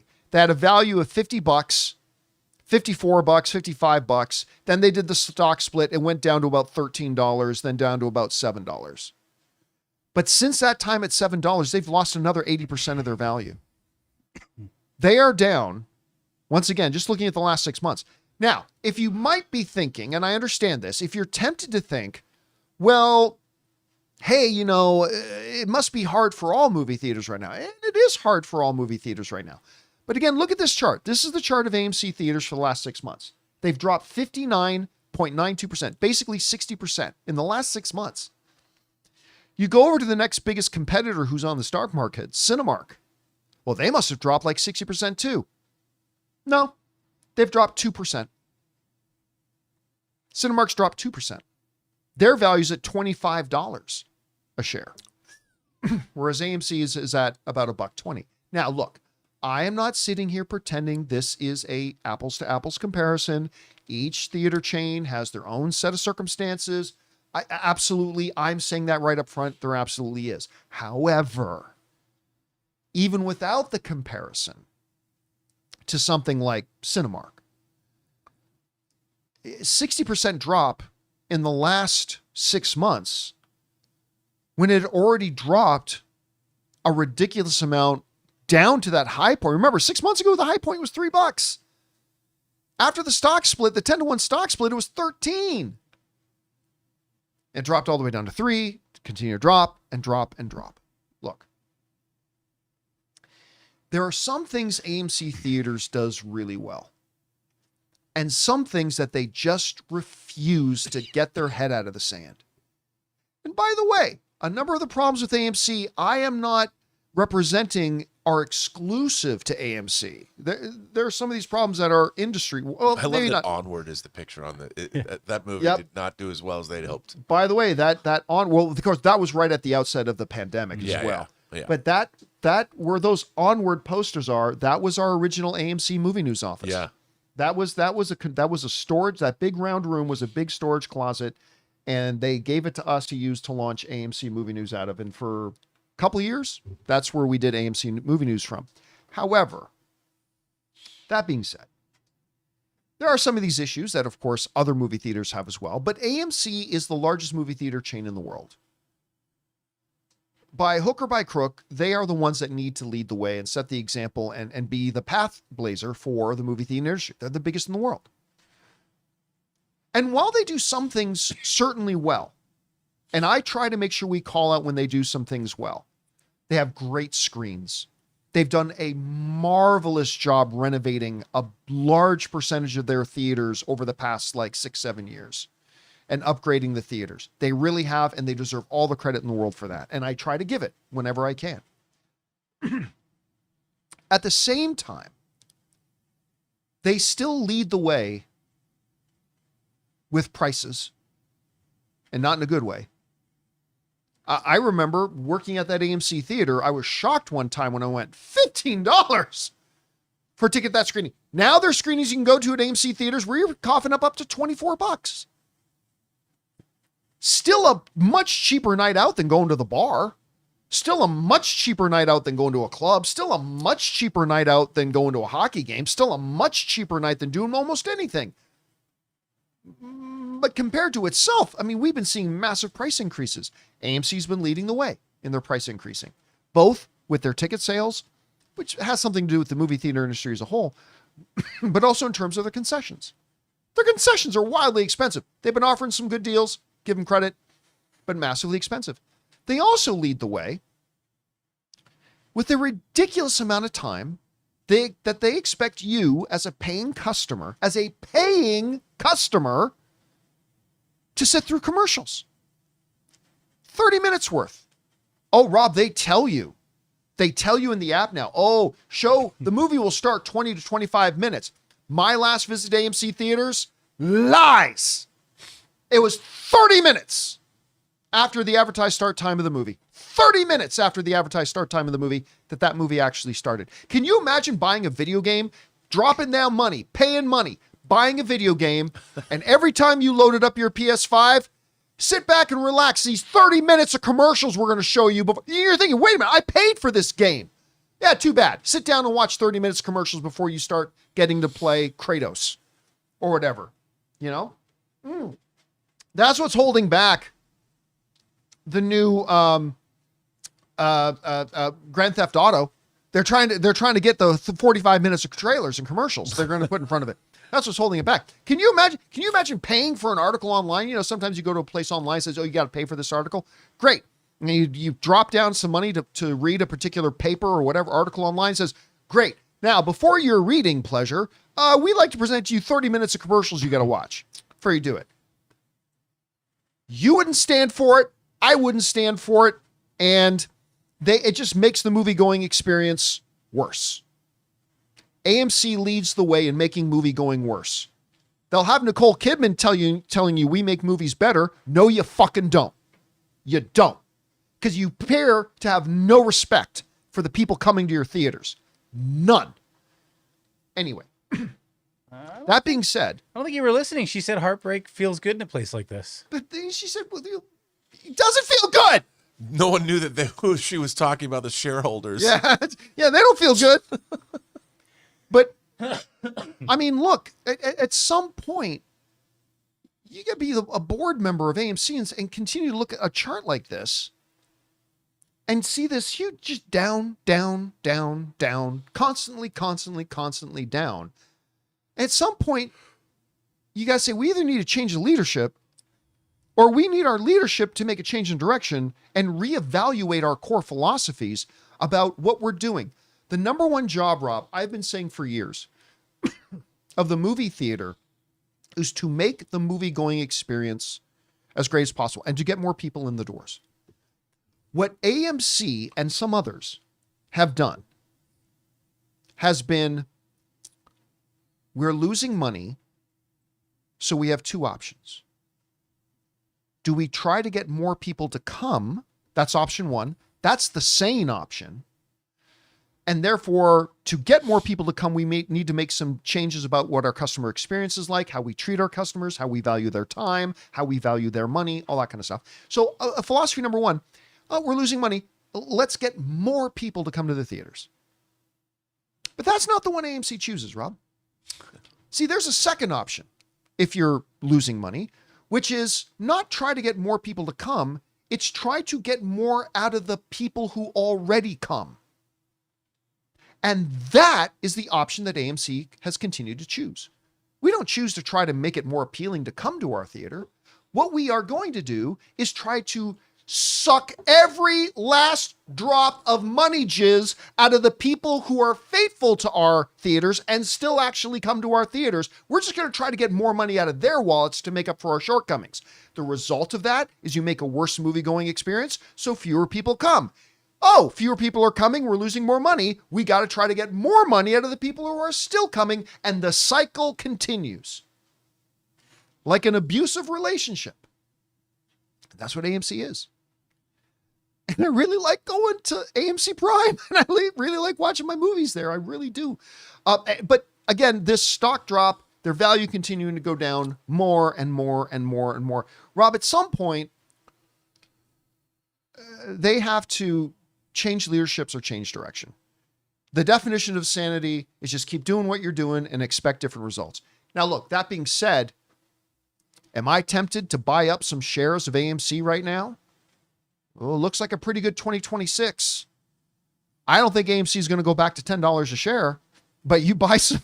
By the way, this is not financial advice. I'm just talking for me. If I could buy some shares at about $1.20 and it goes up to $3, it's nearly tripling my money. I'm a little tempted. But again, anyway, Rob, are you surprised to see just how low these stocks have fallen and how far can they go before they make a change?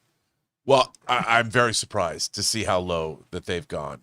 But obviously, AMC also spends an incredible amount of money. They have, as we've talked about on the show, they have the highest grossing theaters in America in places that are very expensive to have theaters, which is why they're so successful.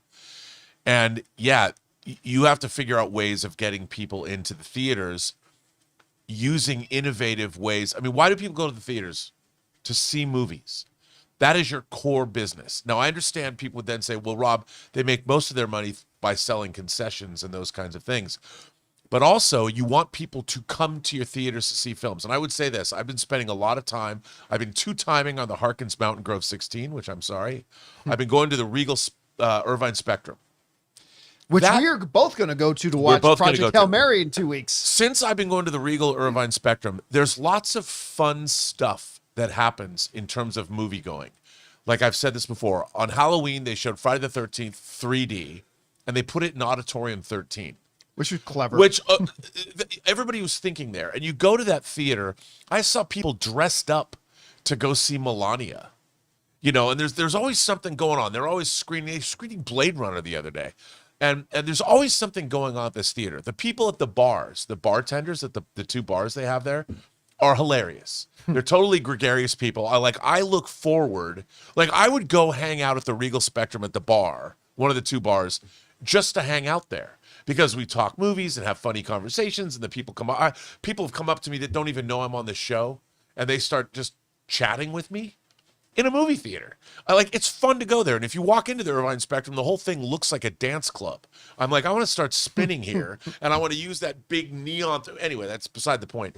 But that's what AMC has to do.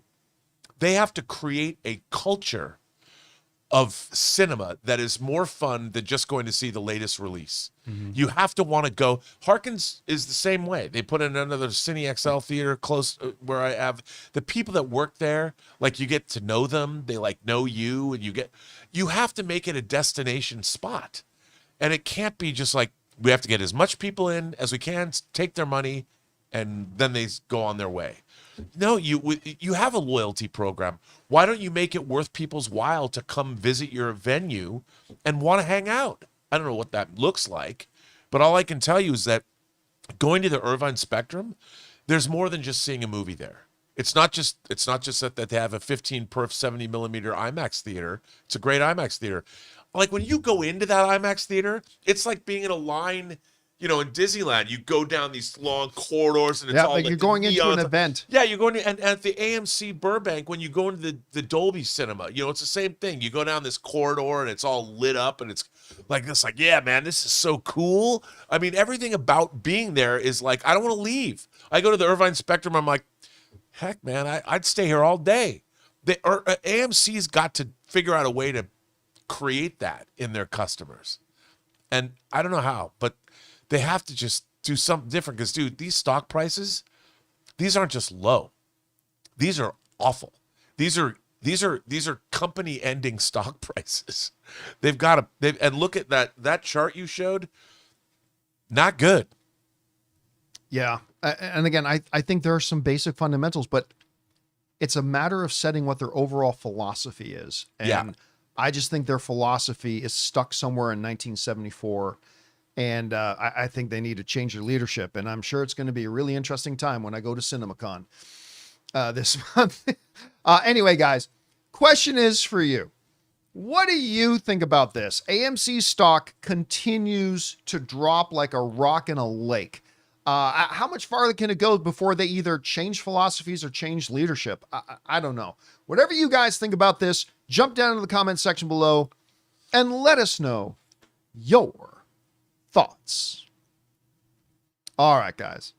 With all that down, it's time for us to move on to obviously the most important part of our show, which is taking your live comments and questions. Now, just so you know, we did turn off the super chats a little while ago because they filled up pretty good. Thank you to everybody who sent them in. We're going to get to your questions. But before we do, we're going to bid good afternoon to writer, director, producer Robert Myers Burnett. Great job as always, my friend. Thank you. By the way, you've got a little audio drama out there right now. Yes. Where can people go and listen to it? You can go hear our audio drama, True Noir, the assassination of Anton Cermak, that stars everybody from Michael Rosenbaum and Katie Sackhoff to David Strathairn to Anthony LaPaglia to Bill Sadler.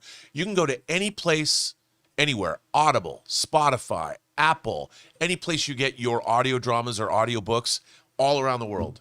You can get it. I even saw like Google Play in Japan. You can get it. You'd have to speak English, but you can get it there. And please go and listen to it. We spent a lot of time. It's written by Max Allan Collins, who wrote the graphic novel that Road to Perdition's based on, who just came out with The Return of the Maltese Falcon. So I'm really, it's, you know what? Of all the things I've ever done, John, it's the one thing that I was able to do exactly the way I wanted to do it. Max wrote an incredible script, and I didn't have to compromise at all, thanks to my great producers. Awesome. And guys, make sure you go and check it out. It's available just about everywhere you want it. All right. Thanks for the plug, dude. Of course. I want everybody to listen to this thing. With that all said, guys, let's get over to the important stuff. Your comments and questions, shall we? Jonathan, what we got up first? First up, John Proctor. Hey, John, love the show. I've been watching for 13 years. Am I right that you launched a version from a studio that later got water damage, or have I made that up? Wanted to ask for the ages. There was actually 2 studios that had that issue. Well, I remember. Well, the one we had was the stream. You know, so, the one in Hollywood definitely had water issues. So for a while we moved our show because we had partnered with the stream, which was my favorite studio we've ever done the show from. It was Rob and I loved doing the show there, and we loved the people that we worked with there at the stream.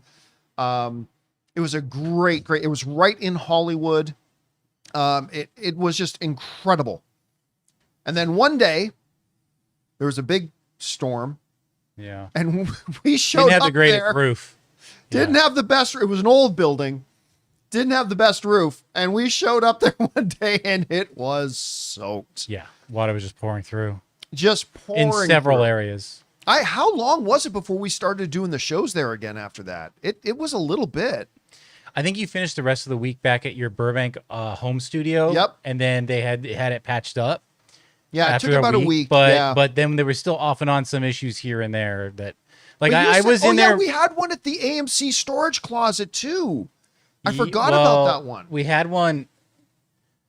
Poor Dennis. He had a C100, a Sony, a Canon C100, I mean, across from the AMC. That's right. and at that the- whole warehouse. And the one spot it poured down was right where he had the C100. right onto Dennis's camera.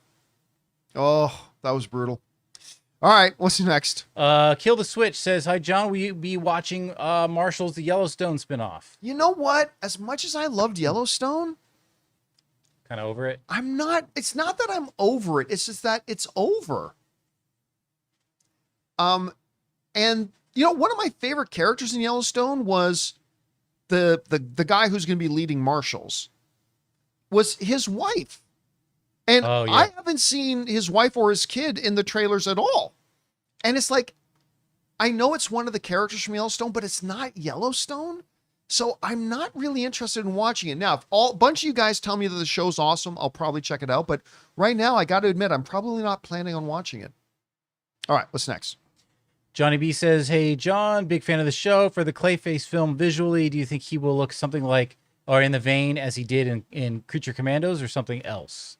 Look, James Gunn said that the animated Commandos is absolutely canon with their DC universe. If that's the case, then he's going to look a little bit like he did in the animated show.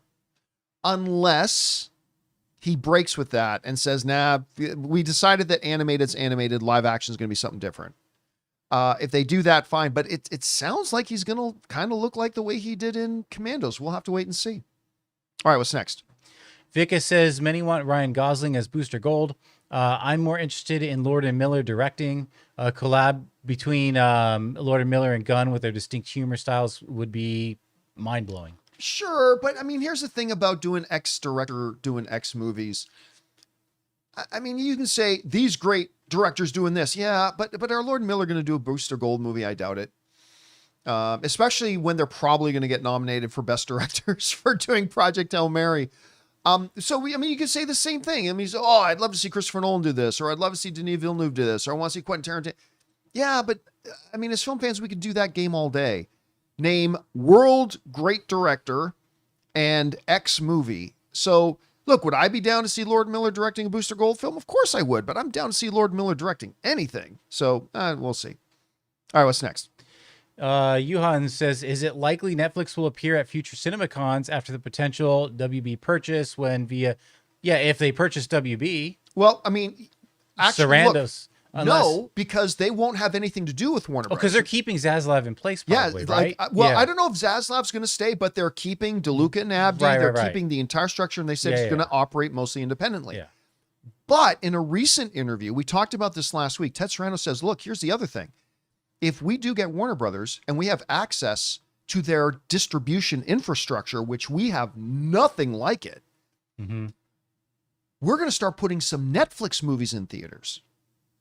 Which they've done, but now they have a distributor. But I mean, real releases. Yeah. You know what I mean? Yeah. Real, full theatrical releases, which is not really something they've ever done because, in their words, they've never had the infrastructure to do it. If they own Warner Brothers, they will. So it was much like last year, Amazon did their first presentation at CinemaCon because they had like 8 films they were highlighting, something like that, including Project Hail Mary. So if Netflix gets Warner Brothers, not as a part of a Warner Brothers presentation, but yes, if Ted Sarandos does what he says they're going to do, and they start actually releasing Netflix movies in theaters through the Warner Brothers distribution channels, I could absolutely see them doing exactly what Amazon did last year, having their own Netflix presentation of the films they have coming to the movie theater owners' establishments. I could totally see that happening. All right, what's next? Can't really answer much of this, but screen speak. My dad told me Loki in Avengers Doomsday will not be the Loki from the show. Do you know if that's true? I think that'd be so dumb. I am not answering that. Yeah. I am not answering that at all. I will say this though. Loki's role in the movie is significant. There's something he does that is significant, and so he's got significance and surprise in it. But I've already said that part before, so that's nothing new. But I'm not going to add anything else to that question whatsoever. All right, what's next? Vikas says, looks like John Wick will beat major IPs to shared continuity across media, movies, TV series, now a video game. All they need now is novels and comic books. Yeah, but I don't know that that's a good thing. I really don't. Like we saw, they initially wanted to try to do that with Star Wars. That didn't really work. We saw they tried to do it with different things. Have tried to do it, and it really doesn't work. So, yeah, they're doing it, and it's fine. But I don't think that's necessarily a good thing. All right, what's next? King Daddy Goat says, my brother passed on seeing Scream 7 Thursday because of you. I instead called my mom and asked her to go. Gonna do my best to make this often. Listen, one of the things I loved about going home to visit my family, besides just going home to visit my family, was every year when I would go home at Christmas, we would take the family out to go see a movie. Because it was my mom who introduced me to loving movies. And so we would do that. And, we just had the 1-year anniversary of my mom's passing. But yeah, 100%, man. Make a tradition, whether it's a monthly or, every 6 months or whatever. Make a tradition out of going to a movie with your mom. It's like one of my favorite things that I have. So I totally encourage you to do it too. All right, what's next? Christopher says, A History of Violence turns 20. Come on. It's my second favorite Cronenberg film behind The Fly. Ed Harris was terrifying. William Hurt was also great. Did William Hurt? I know he got nominated. I'm almost positive William Hurt got nominated for Best Supporting Actor for that. Yeah. I can't remember if he won or not. I can't either. Do me a favor, look that up. I might be wrong about him being nominated too, but I think he was. I looked that up. Christopher says, I'm curious how Scream 7 is. Kevin Williamson directed one film, but had a troubled production and was bad. So I wonder how he'll do this time with 27 more years in the industry and a smoother production. Yeah, he did. I'm trying to remember the name of it. He did a movie with Katie Holmes and Helen Mirren, and I cannot remember the name of it, but it was back in like 1998, 1999, 2000, something like that. Anyway, it was his first movie that he ever directed. Now, he is really more known as a writer, and of course, he's got a lot of experience writing Scream films. So, yeah, it's going to be interesting in many ways. This is kind of like his first movie again, because he hasn't done one in like 25 years. And he only ever did one. And I'm never one to hold somebody's first movie against them too much. So it will be, but again, he is a veteran of the Scream series, just hasn't been in the director's chair. So it'll be interesting to see how this turns out. And I'm going to go see it myself on Thursday as well. It says a nomination. It doesn't say a win for that. Okay, so if he at least did get nominated. Yeah. Okay, there. Good to know. We got Luis, who says, do you think the Fox X-Men theme or Tobey Maguire's Spider-Man theme will be mixed in the score at some point in Avengers Doomsday? That's a trick question. Yeah. I'm not going to answer that at all. That's a backdoor trick question. You know it, and I'm not falling for that. It. Would imply that they're they either positively or negatively would imply something, and I'm not falling for it. All right, what's next? Vikas says, I don't envy anyone who will dare follow Guardians and Deadpool after Gunn and Reynolds. It's just so synonymous with their respective personalities. Tall order. Yeah, look, it's the same. There are a couple of that, right? It's going to be very, very hard in the future to see somebody else playing Tony Stark, if that's what they do later in the future when they move beyond Secret Wars and all that kind of stuff. It's going to be next to impossible for somebody to play Deadpool, and it's going to be very, very difficult for whoever it's going to be playing the next Wolverine. It's going to be very difficult because you had Hugh Jackman doing it. And of course, Guardians of the Galaxy. By the way, I don't think we're ever going to get another Guardians of the Galaxy movie. At least not in any time in the near future. Yeah. So I don't think that's something to worry about. But at some point, we will get another Tony Stark. At some point, we'll get another Deadpool. And at some point, we'll get another Wolverine. And for those three in particular, it's going to be very, very difficult for the new actors playing it, because they're all going to have huge shoes to fill. Because not only were the people playing those roles really good at playing the roles, those three individuals defined those characters.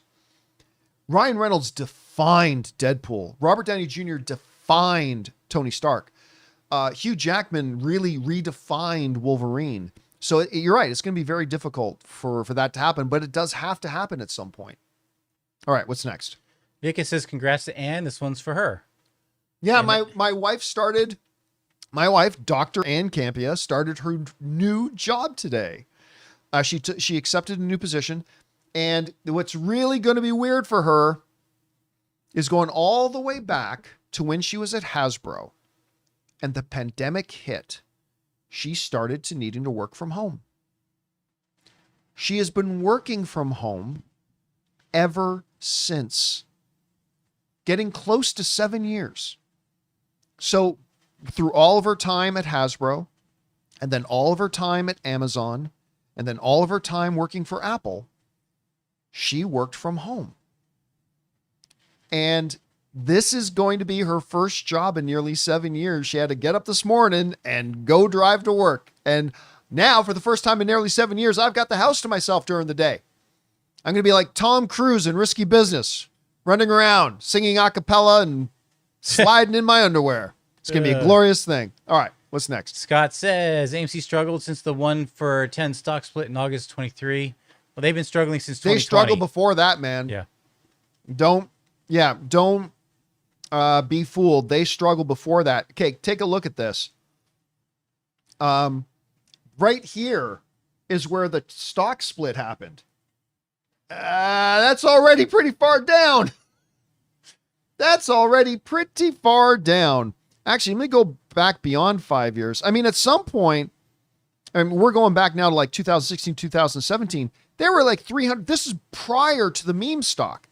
At one point, they were at like $340 a share. Before the meme stock, they were down to $23 a share. Then the meme thing happened. But yeah, man, even before the stock split, they were nowhere near what they used to be. So, and then things have just gotten worse ever since. Fortunately, there can't be any more dilution. I think they released their final tranche of oh, yeah, stock. they can't. They can't. Yeah. All right. Because you split it again. Now your stock is worth below $1. Yeah. And if your stock gets below $1 and stays below $1, They don't want to delist. they will delist you. Yeah. And so they can't get delisted. So yeah, they can't dilute it anymore. All right, what's next? Let's see. Nico says, maybe keep it vague to avoid spoilers, but do you think Strat was right in her decision in Project Hail Mary? The big one, I personally don't agree. Yes. I think at the end of the day, yes. She had a choice to make. Her responsibility was for the fate of the world. So without going into details, for those of you who don't know what decision she had to make, yes, she 100 times out of 100 times made the right decision. But maybe we'll talk about that when we do our open spoiler of the Project Hail Mary book before the movie comes out. All right, what's next? Leonardo says, long ago, Schnepp shared his most embarrassing movie moment heading to the middle seats way in the back. He spilled his popcorn and soda on everyone in front of him. I forgot John's response. I remember that story. And he was like, oh, F, and he just ran. Oh, man. He was like a teenager when he did that. He was like a teenager all the time. He was just great. I had a little bit of a similar situation. Okay, not that as similar, but so Ann and I and our friend Ryan and his sister, we went to go see the Laker game last night. We went to go watch the Lakers play the Celtics and get spanked by the Celtics. So we get there, like the game had only started, like there was bad traffic. So the game had started like already 5 minutes. And so the game had started. So we go in and we have to, go down. And so we have to excuse us and people have to stand up so we can slide in and get to our seats. And for some reason, this woman had her box of Skittles sitting on the floor. Oh no. So as I started to shimmy in to get to my seat, I knocked over her box of Skittles. And Skittles everywhere. And so I couldn't stop because there were other people trying to get into the row as well. So I kept going to the end of my seat. Once we did, and everybody sat down, I stood up and I leaned over. I said, hey, whose Skittles did I just knock over? I'm terribly sorry. I'm going to buy you a new box, right? And man, there was this lady, I guess it was her Skittles. She looked pissed, like really mad. I'm like, listen, what can I do? Like, I'm sorry, but you had your Skittles sitting on the ground. Yeah, don't put your food on the ground. Don't put it on the ground when people are coming through, or at least tuck it under your chair. Still, I'm the one who knocked it down, and I did buy her a new box. Yeah. But man, she was pissed. And also, now you're getting bonus Skittles because I'm sure it was open, which means she ate some. She already ate some. And now she's getting a new box. So now she got like a box and a half. Shows you how stupid people are. Dumb people. All right. All right. What's next? Raymond says Lily Collins is Audrey Hepburn in a movie about the making of Breakfast at Tiffany's. Will they play Deep Blue Something song at Breakfast at Tiffany's? No, I don't think so. That news, by the way, just came out this morning, and that's probably either we might talk about that tomorrow, or it might be in the movie news feed tomorrow. We'll definitely go over that tomorrow. But no. But I said, what about Breakfast at Tiffany's? No, that will definitely not be in the movie. Although they should think about it, but they won't do it. All right, what's next? Carson Sayer, Dexter Solanzo, who's Egg in Night of the Seven Kingdoms, would have been a fantastic casting choice for Draco Malfoy in the Harry Potter series. Right age and appearance. I'm sure Lox Pratt will do great, though. He might be a little too young. I don't know. Sure, but X-actor and X-role. Yeah, so, wow, there's a kid who does a really good job. Well, then they could have been the new Harry Potter. Sure, or new Draco. Why? Because he has blonde hair. Now we get a new Draco. We get a new Egg. It's all great. Yeah, no, don't get me wrong. Do I agree with you that he probably would have done a great job playing Draco? Yes, but I also believe just because we just saw him in something he was good in doesn't automatically mean he's the one to do it here. I'm sure the person they picked was great, and they had 1,000 other kids that I'm sure would have been great as well. But yes, he was wonderful in A Night of the Seven Kingdoms. He's fantastic. But I believe in giving as many people as you can a chance. So why should one actor hog it all? Espinosa, what is going on? We have had 3 different sets of winners in the supporting category so far with Critics' Choice, Globes, and BAFTA. What happens if SAG has a different set of winners, like if Delroy and Ariana both win? Who will be the Oscar favorites? I just love award chaos. None of the rest of them mean anything.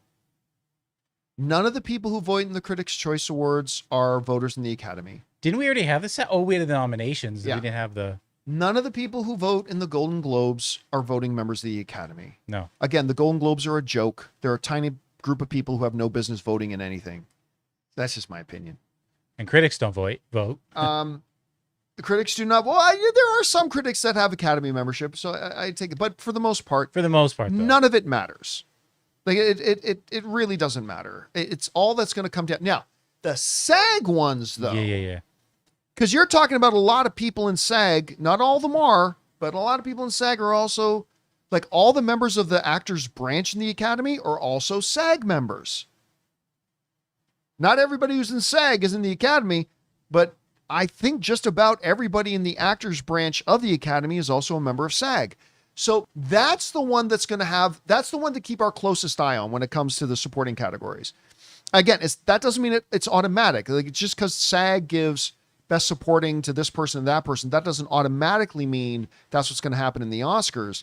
But it's the one that might give us an indication. All the other ones are just noise.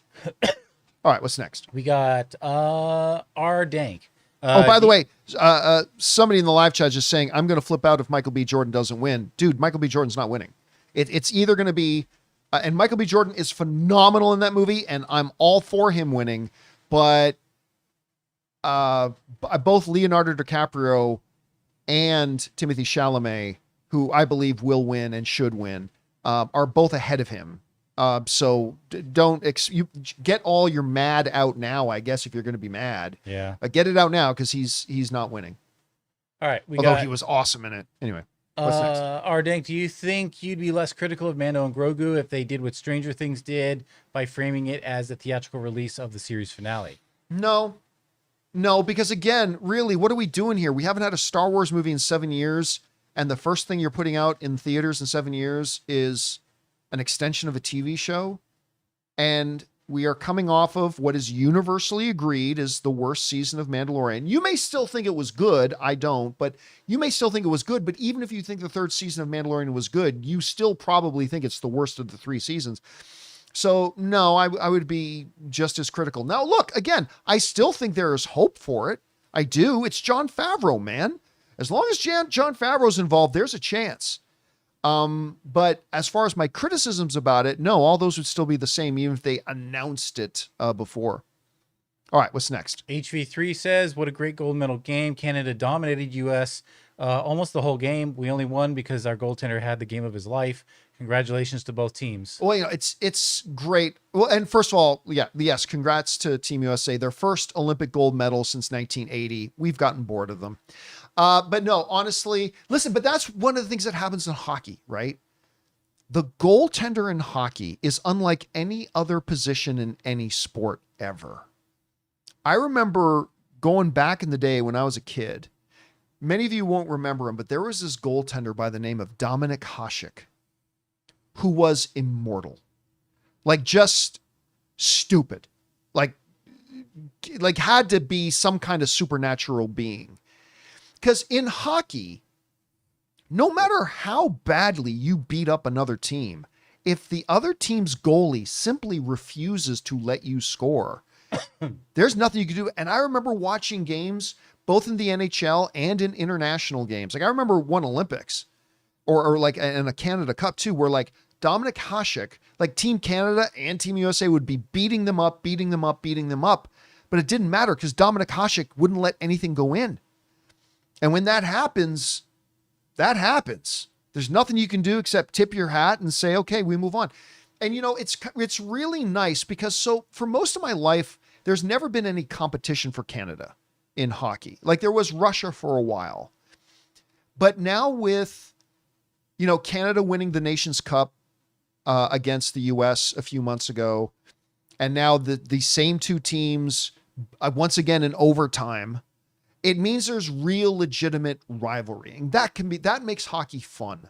So again, congrats to US who haven't won a gold medal since 1980. So that's great for them. And it's kind of great that we actually have real competition now. All right, what's next? We got, where did I leave off? HV3. Let's see. Yeah. Oh yeah, we did that. that one. Supervash says, I bet a major character in The Boys dies, but then Marie Monroe resurrects them. Well, look, fake deaths happen in all this story, in all these comic book or superhero kind of things. But I think Karl Urban isn't lying when he says there are going to be nobody safe and there are going to be fatalities. And I think he means it. And I think real fatalities. Now, does that mean that we won't get another one of, oh, we thought that character was dead, but look, they're back alive again? Yeah, that can still happen. But I don't think he's lying when he says we're going to get a lot of fatalities. All right, what's next? Drew H says, with a $20 super chat, gold medal game lived up to the hype. I had to wake up at 3 a.m. in Hawaii time, but it was worth it. Also didn't expect to be tearing up that early when they brought out Goudreau's kids to take a picture with the Yeah, team. that was the American hockey player who was tragically killed by a drunk driver. By the way, if you ever get behind the wheel of a car after you've had a drink or two, fuck you.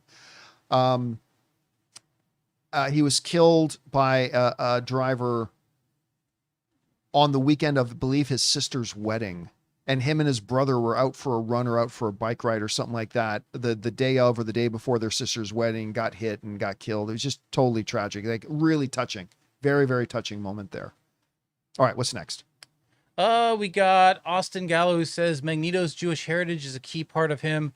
The Holocaust can't be changed to another human tragedy because none had the same impact for Jews as that. But he's not necessarily Jewish. You're just wrong. You can't listen at some point because of the way the character is and the nature of the character and stuff like that.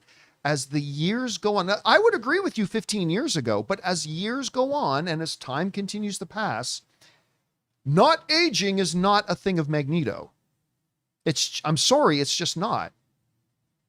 It's like saying, oh, we want to make a movie today about, we want to do a true story movie today about, or it feels like a true story about like this singer in Las Vegas. Well, you know who's a great singer? Frank Sinatra. but Frank Sinatra's dead. Oh, let's say he's alive. But Frank Sinatra would be 100 and something years old today. You can't. Oh, just say he took a magic potion when he was a kid and now he doesn't age like everybody else. You don't do that. If you want to tell a story about Frank Sinatra being a singer in Vegas, then set your movie in the 1960s and the 1970s. And, set your movie in that time frame. But if you want to do that time frame today, then you're going to have to change it a bit to accommodate for the fact that it is now 2026. And I'm sorry, but you can't be true to the character of Magneto if you want to do a story of him and suddenly change it and still say he was that same kid in the Nazi concentration camps. Sorry, you can't do it. It's ridiculous. It's absolutely nonsense that you do that. Anyway, and a total betrayal of the original source material and a total betrayal of the character. Now remember, I get kind of feisty about this because Magneto's my all-time number one favorite comic book character. Everybody knows that. And it would be an absolute betrayal of the character and everything that character is to suddenly say, oh yeah, the Master of Magnetism. Oh, he also, he's a Highlander immortal and doesn't age. That has never been a part of Magneto. Get out of here with that. Anyway, what's next? Silent Ghost, do you prefer the Sinners or K-pop Demon Hunter soundtrack? I got to agree with Ann about loving the film. Soulja Boys didn't ruin it for me. Well, I mean, Sinners is a 50,000 times better movie than K-pop Demon Hunters. And the Sinners soundtrack is great. Yeah. But I gotta say, K-pop Demon Hunters. I'm obsessed with that soundtrack, man. I really am. All right, what's next? All right, here's our final one. I'm going to read it off camera because I don't want to name drop any channels, but I can read around it. So Troll Mageddon says, so John, what are we going to do about trash bag content creators dumping on any and everything that comes out and creating a toxic army of negative scumbags in the movie space? All right. So first of all, I can see here who you're calling out. Guys, listen, let me be very, very clear about this. Do not use my channel, my live chat, or whatever to badmouth other YouTube channels. Okay? Do I agree with the way every YouTube channel conducts themselves? I don't. But I like to talk about trends and philosophies and stuff like that. We do not use my YouTube channel to badmouth other YouTube channels. I don't do it on the show. I don't want people to do it in my live chat or whatever. Like, be civil. Yeah, let's complain about certain trends we see happening in YouTube. That's all fine. Do not use my channel to badmouth other YouTube channels. Let other weaker people do that. It's not what we do here, okay? So please don't badmouth other YouTube channels by sending in super chats or whatever. It's not how we do things here. I don't approve of it, and we're not going to allow it to be read on our show. Now, that being said, what do we do about, the trends? Because I talk about a lot of trends that like really horrible, destructive trends I see in blogs, in podcasts, and YouTube channels. The best thing to do is ignore them. It really is. I think that's the best way to handle that. If you see a blog or a podcast or YouTube channel that just kind of really engages in certain types of behavior and whatever, the best thing to do is just don't frequent them. Don't go to them. Yeah, and don't engage, mention them. Because even if you make a comment like trying to battle them, what you're doing is giving the algorithm engagement. So if you really don't like it, click don't recommend channel and move on. Yeah, just ignore them, move on, and yeah, that's just really the best way to combat stuff like that right now. And be your best version. Yeah. All right, and that's it. That's it. And guys, that'll do it for today's installment of the John Campea Show. Thank you so much for being here and making our little show part of your day. Big special thank you to all you guys who sent in the questions. Number one, because you gave us great fun things to talk about. But number two, you supported this channel as you did it, and all of us involved with the show. Thank you guys so very much for your support. A big special thanks, of course, to our writer, director, producer friend, Mr. Robert Meyer Burnett, our technical producer, Jonathan Voico. See you guys later. My name's John Campea, and until next time, my friends, bye-bye.